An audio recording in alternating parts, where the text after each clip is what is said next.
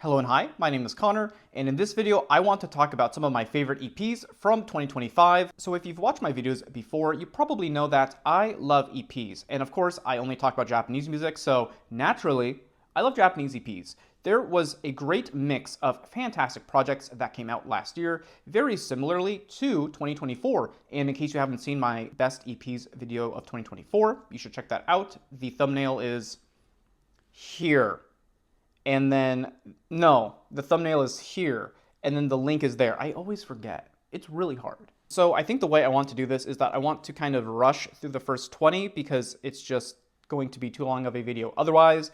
And then I'm going to get really into the weeds in those final 10. So let's start. Number 30 is going to be Kurata Miwa's Fuwari. Number 29 is going to be Murakami Nagisa's reeeally. Number 28 is going to be Euphoria by tinyyon.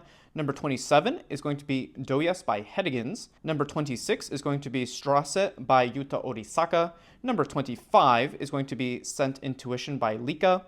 Number 24 is going to be Kaku Seikatsu by Kinoe64. Number 23 is going to be Sunburst by Suchmos. Number 22 is going to be Dream Deep Dreams by Oh All. Okay, so for the next one, I'm cheating a little bit only because it's two EPs from the same person and they came out on the same day. So sorry, I am cheating, I know. This is going to be Dystopia and Utopia by Blurred City Lights. This is a great exploration of shoegaze in two kind of aspects, but they are both thrilling, and I just love the sonic space that is created here on these EPs. Okay, so moving on, number 20 is going to be the Thanks EP by Amy. This is another that I talked about all year. I love the hip-hop aspects of it and the pop aspects. Check it out. Number 19 is going to be Pool by Roy Bob. Number 18 is going to be Test for Texture of Text by Bloom Popo. Number 17 is Sound Stuff by Life Crown. This is a cool one that came out, I think, end of November, and I am just bumping it constantly. This EP is a lot of just really cool garage rock and like slacker rock from the 2000s. It sounds a little bit like Weezer. It sounds a little bit like Nirvana. Love this so much. Number 16 is going to the EP More Words for Violence by Plastic Poolside, which is another I just talked about all year long. I can't stop yapping about it. I love their work so much. Number 15 is going to be Lemuria by Yuki Guni. Number 14 is going to be Senseless by Sweet Rain. Number 13 will be Natsu ga Tojiru by Umineko. Number 12 is going to be Nemioid by Yureru wa Yure. Ooh, I am in a flow state right now. Number 11 is going to be Monku no Hitotsu mo ii Tai by Banshimoku. Now, number 10 is where things get serious here. Let's get serious real quick. Number 10 is going to be Chocopa ko Choco Kin Kin with their EP Chocopa East Asia Oldies. I think I got it right on my first try. This is a lot of wacky, ambient, electronic, experimental, pop, almost fun, dancey covers of songs from like 50 years ago. This is an EP and also a band that I just do not like attributing genres to because they are just so like genre fluid. It's really hard to ascribe anything to them because it just feels wrong. They're in a lane of their own. I think that is something that I have also expressed all 2025 long. This EP also was nominated for Best Mixing and also Most Ambitious in my awards video, which I don't think I've plugged yet. Check it out, it's a great video. But this is just something that I have been enjoying constantly for like 6 months now. The primary thing that I feel like I've been talking about in regards to this EP and this band is the production, but the singing is also really well done too. It's very laid back, it's very chill, yet it also really fills the space of like everything happening here. I do really like the vocals, and I like how they play into what's going on with the production on literally every song they make. So I guess the way I would describe them is they're very chill, they're very calm, and they're just soothing in a way. I love that. And I love this EP. That's why it's at number 10. Number 9 is going to go to a winner in my awards video. This is Hidaka Haruno and her album Haku Zaku Sha.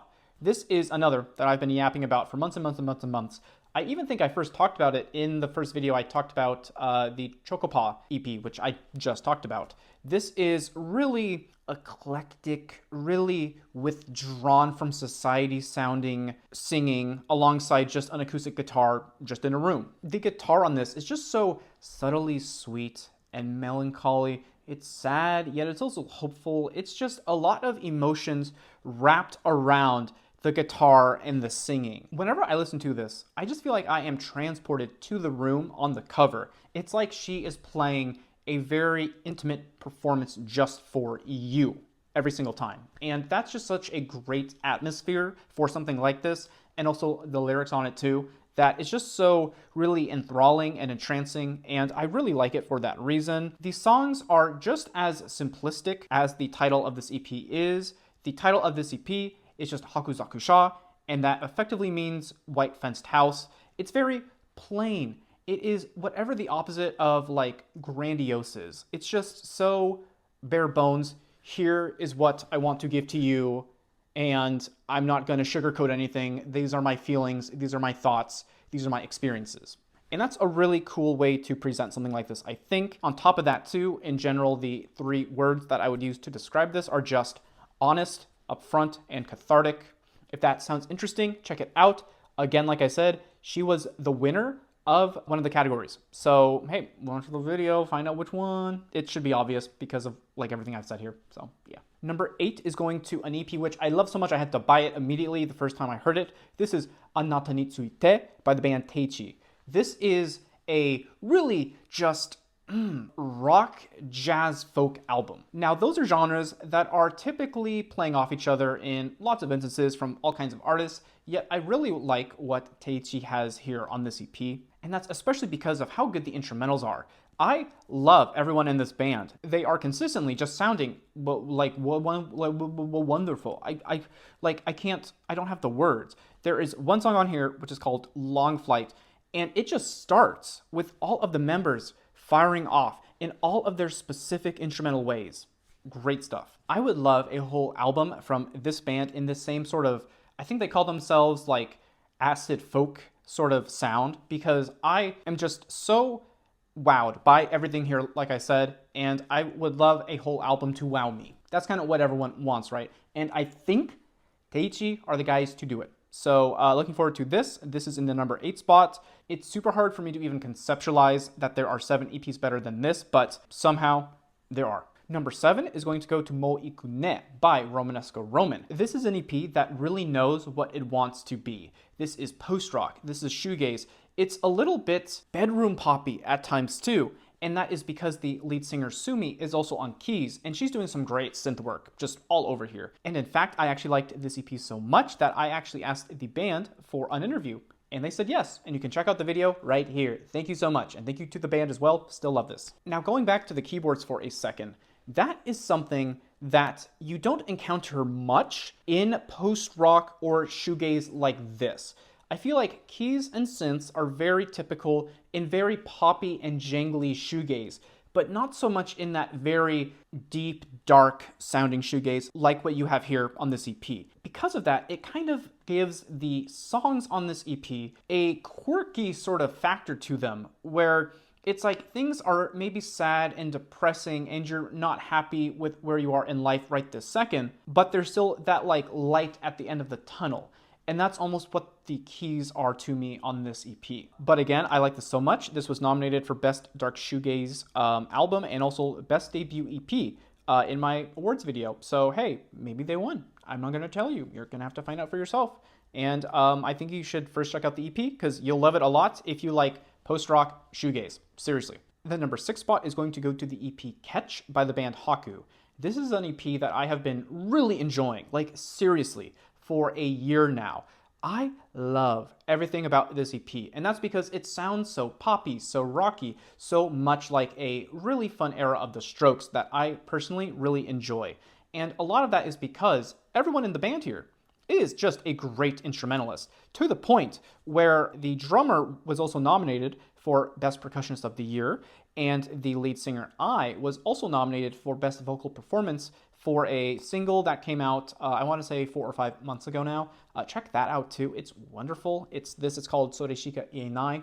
Great stuff. Anyway, back to this EP. I love this in every way, and a lot of that is because of the great guitar work from the 3 guitars here. Because you have 2 regular guitarists, and then you have the bassist who was just going crazy. I was lucky enough to tour with them back in September. Video here, thank you so much. Not only are they great musicians, they are also very nice. I like them a lot, and I like their manager too. He's a great guy. I really enjoy a lot of this, so much so that I purchased the highest quality version of the album that you can get because I needed to hear how great everything sounds, because the mixing on this is actually really, really great. So is the recording quality too. The engineering just in general is just wonderful. This is a great listening experience, and because it's such fun rock pop music, it's just a joy to listen to. And I think that's why I really, really love this EP, because it's just so stuck in my head every single moment of every single song. They actually just announced a new EP like 2 days ago, which comes out in, I want to say, March. I'm so excited. I can't wait. But so anyway, now let's get into number 5, which is going to be Condominium by Miura Toko. This is a beautiful, illustrious sounding pop album. There are 2 things I want to mention here: the vocals and the production. Let's start with the production only because I want to spend more time talking about the singer. The producer is named Keiichi Arimoto. I think for me, what I primarily liked about his work here is that he has such a great know-how of how to utilize live string instrumentation. This EP just has some of the most beautiful sounding violins that I've heard in a long time, and for them to show up in such an artsy sort of pop album like this, it's great. And on top of that too, I actually liked his work so much, he got nominated for Best Producer of the Year at the awards. Like, sure, I love Toko's singing, but I mean, if this was just an instrumental album, it would sound almost as good on its own. It's just great production. But of course, it's not only the production that is at play here that I love, it's also Toko Miura's vocals. Oh my god. Her voice has so much volume and warmth to it that it's hard not to just fall in love with it. There are a lot of songs here that are very jazzy, very romantic, like one of my favorites, which is called Rinjin, which means neighbor. And that hook is just Rinjin, Rinjin, Rinjin. Love how she sounds here. I also love her lyricism too, and of course that mixed with the production just leads for a 10 out of 10 EP any day of the week. Number 4 is going to go to a very recently released EP. This is Trooper Salute 2 by Trooper Salute. God, this thing is wonderful. Trooper Salute has somehow traveled through time and tapped into this very strong style of late 80s, early 90s Japanese Shibuya Kei pop rock jazz. They have this specific sound in a stranglehold. They're gripping so tight and it's wonderful. I love that they are strangling this thing to death, I guess. But despite that though, they are not only limiting themselves to this sound, because the very last song is actually very post-rock and just huge sounding, crunchy sounding, reverb sounding rock song. The lead singer of this band is named Musashi, and she has such a uniquely sharp voice that is so indicative of that very specific era of music that I was talking about. I don't know where she came from, how she was trained, but it's like she was born to make these songs. I am so happy she is here making this music. I really love every song here. I think probably the standout is probably Tenshi Chandayo, because it's just like the hit. Though I could really say that any of these are the hit. Actually, seriously, they are that good. It's also for that reason too that Trooper Salute got a lot of nominations at the awards. In particular, I actually nominated the pianist. His name is Komiya Hayato, I believe. And dude's killing it. Dude, I don't know. So anyway, let's go on to number 3. Number 3. So number 3 is going to be Matsuri by Hugin. I love Hugin. I've been listening to them all year, and a lot of that is because of just how strong these songs are on this EP. This is called Matsuri, that means festival, and a lot of these sound like festival dance songs. They are very Japanese traditional sounding, but that is mixed with a lot of modern electronics. That specific concoction here on this EP is perfect. And a lot of that is due to the fact that the frontman, who is named TP, is an amazing producer, but also singer too. And I love his lyricism here too, of course. I can't quite put my finger on it, but a lot of the more modern sounding aspects of this EP sound like 2000s indie pop electronica in my ears or my mind. Particularly, I hear a lot of the Postal Service here, and I hear a lot of Bon Iver here too. So I think if the production of those artists interests you, or of course, if you like it, you should really check this out because I think there is a lot akin to what has been happening on the work from those artists. But I guess the way I would really just describe this is it's very multifaceted. It's got a lot going on in every single song, and they're not all really attuned to one specific sound or vibe. They're all over the place, and I think that is what really draws me to this EP. There is a ton of replayability here throughout every single song. Man, I need another EP or album because I think I've kind of listened to this to death, and I need something new. I crave it. So, Hugin, my guys, please, I need more music. I'm starving over here. Okay, so number 2 is going to be Gloaming Point by Cephalo. What can I say about Cephalo other than the fact that they can do no wrong whatsoever? They have some of the best indie Japanese rock coming out of Japan, obviously, and man, I love them so much. I just recently got my hands on the vinyl of their very first album, which came out in 2024. This is called Fluorite Code. I love everything about this. I have a review of it. This EP is all post-rock and shoegaze, and every song hits like a truck. And that is, of course, because of all of the instrumentalists, but Fuki on guitar and lead vocals is a force to be reckoned with. I think generally I would say that everyone in the band is almost like on a wrecking crew, but Fuki is the wrecking ball, for sure. I think for me, there's not even any particular thing I can point out about how much I like Fuki on here because it's every single aspect of her performance. I love how she wails on like every single song, especially Sylvan Siren. Oh my God, it's great. And on top of that too, there are amazing instrumental performances from everyone else in the band. Obviously, like on the song Yukon Club, the bass and the drums here are pounding. They are like fists to your face. I don't feel like you can spoil a song, but I want to spoil it for you a little bit. The beat switch in that like third quarter of the song, it's awesome. This song rocks. And frankly, this whole EP rocks. That's why I'm talking about it now, especially at the number 2 spot, right? I love this so much, and I am so excited for whatever they come out with next. I hope it's an album, but honestly, at this point, I will take anything because I love everything they make and they have no misses. So if you've seen my award video, you probably know what number 1 is because I said what it was there. But here, let me say it maybe for the first time if you're hearing it. My favorite EP in the number 1 spot is going to be Dos Moons by Dos Monos. I love everything happening here. I love the production. I love how the production plays into the themes of the songs. I love how the themes of the songs are explored through the lyrics. I just love how they transition from rapper to rapper throughout every single song. It's seamless. It's even hard to notice in some instances too. And on top of that, like I said, they are so locked in with the production. This is like everything I wanted to hear out of Dos Monos since I've been listening to them since like 2018, 2019. I just love so much of what they had on their first album, which is called Dos City. But there were some that I felt like were too wild, too experimental to really be enjoyable. But of course, my favorite song on there is called Agartha. That's like a classic like 90s Wu-Tang song. I love that. Here on this EP though, they are still experimental hip-hop electronic rock tracks, yet there is this real sense of unity where they all sound a lot more sonically cohesive.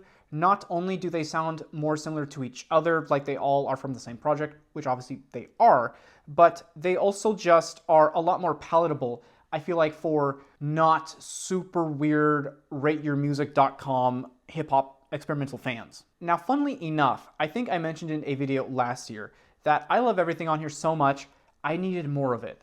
Well, believe it or not, in mid-November, they released Dos Moons 2. So I got my literal wish after my nominations had come out. So with that said, I think if maybe I had more time to evaluate that EP, that might have shown up maybe on this list as well. It's still kind of new. I'm not loving it as much as this, though I still love it a lot. There are 2 songs in particular, Kira Kira being one of them, which I love. That song rocks so hard. But I just love Dos Moons so much. This is the full package. It is short and concise. There is one song on here too, which is called Lee Merlin. And this really reminds me of their collabs with, I would even say, like Black Midi and also Injury Reserve that they've done in the past. It's just so wild and freaky, yet again, it's a lot more palatable than some of those earlier experimental hip-hop songs that they had made. This is an EP that I mentioned you should buy in my last Bandcamp video. Yes, it's on Bandcamp. Yes, you should give them money. It's cheap. It's a great EP. Do what you can to support great art such as any of these artists, because that way we just get more of it. So why would you not want to do that? right? And with that said too, if you like this video and you want to check out more, you can subscribe. I would personally love that, and I think you would too, because I like my content, and I think if you like this content, you will like the other content that I have contented as well. And then if it so happens that you are, wanting more content like this, you can also watch my best EPs of 2024 video, which I will have linked below as well. Here is the thumbnail. It is a lot like this. I was a lot more professional with it, but this year I spent so much time on the awards video. I just want to lay back and chill. I would appreciate it if that's cool, but yeah, whatever. Thank you for watching. I will see you in my best albums video, which should be out in a few weeks. So look forward to that. And again, if you want to get notified, subscribe. And then you will. So thank you so much for watching. I will see you in the next one. Bye-bye.